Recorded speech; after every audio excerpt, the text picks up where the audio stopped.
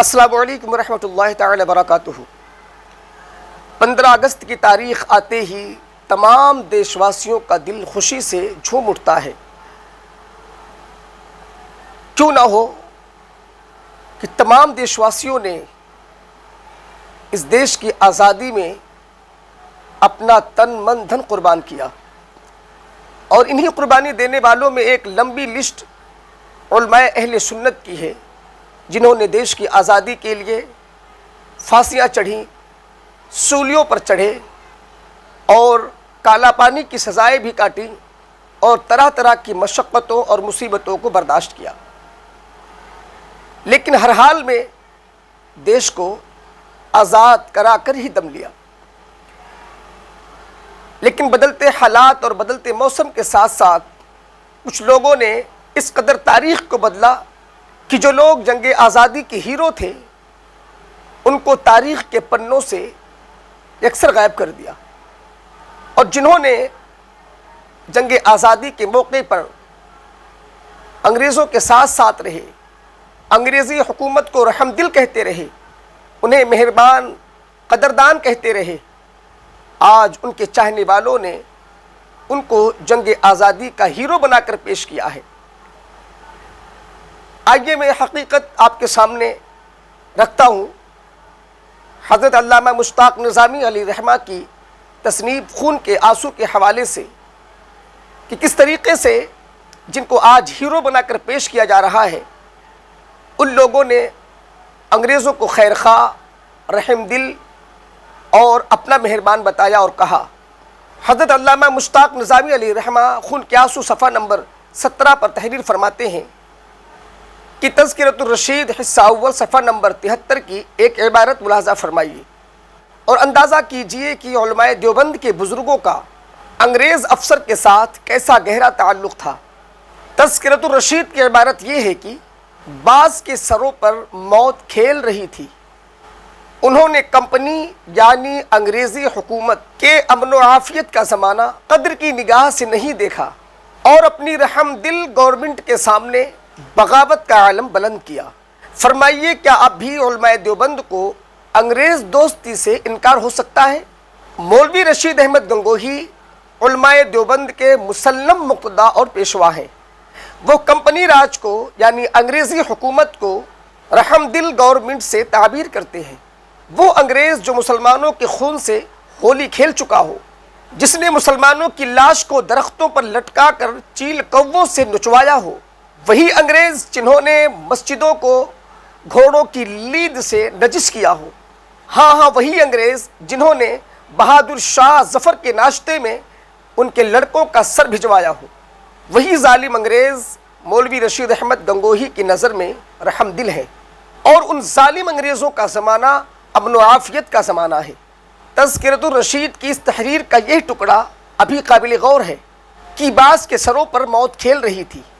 اس میں اشارہ ہے حضرت علامہ فضل حق اور ان کے دوسرے ساتھیوں کی طرف، جنہوں نے انگریزی راج کے خلاف عالم بغاوت بلند کیا تھا۔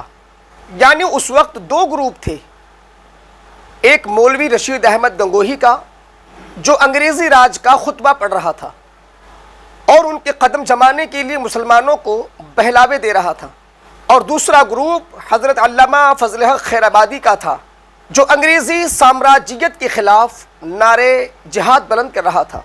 اسی تذکرۃ الرشید حصہ اول صفحہ نمبر 80 کی دوسری عبارت ملاحظہ فرمائیے جو سراسر انگریز دوستی میں ڈوبی ہوئی ہے۔ عبارت ملاحظہ فرمائیں، لکھتے ہیں کہ جب میں حقیقت میں برٹش یعنی انگریز حکومت کا فرما بردار ہوں، ان جھوٹے سے میرا بال بھی بیکا نہ ہوگا، اور اگر مارا بھی گیا تو سرکار مالک ہے، اسے اختیار ہے جو چاہے کرے۔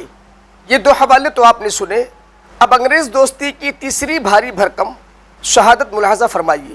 حوالہ مکالمۃ الصدرین، مرتبہ طاہر احمد قاسمی، مطبوعہ رحمانی پریس، محلہ گڑھیا، صفحہ نمبر 8۔ مولانا حفظ الرحمن سیوہاروی، ناظم اعلیٰ جمعیت العلماء ہند دہلی نے کہا، الیاس صاحب رحمۃ اللہ علیہ کی تبلیغی تحریک کو ابتداءً حکومت کی جانب سے بذریعہ حاجی رشید احمد صاحب کچھ روپے ملتا تھا، پھر بند ہو گیا۔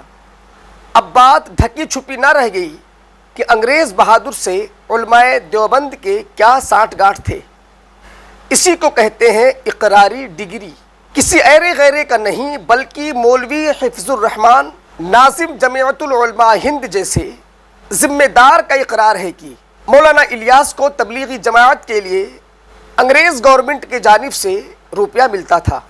اب تو ناظرین تبلیغی جماعت کی بھی حقیقت کو سمجھ چکے ہوں گے۔ چلیے ذرا تھانہ بھون کی بھی سیر کریں اور مولانا اشرف علی تھانوی کی انگریز دوستی کے سربستہ راز معلوم کریں۔ علماء دیوبند کی انگریز دوستی کی چوتھی شہادت، حوالہ مکالمۃ الصدرین صفحہ نمبر 10-11 کی عبارت ملاحظہ فرمائیں۔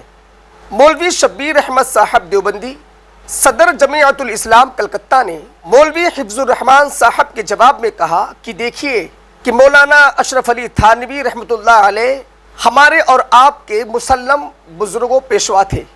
ان کے متعلق بعض لوگوں کو کہتے ہوئے سنا گیا ہے کہ ان کو یعنی مولوی اشرف علی تھانوی کو 600 روپے ماہوار حکومت کی جانب سے یعنی انگریز حکومت کی جانب سے دیے جاتے تھے۔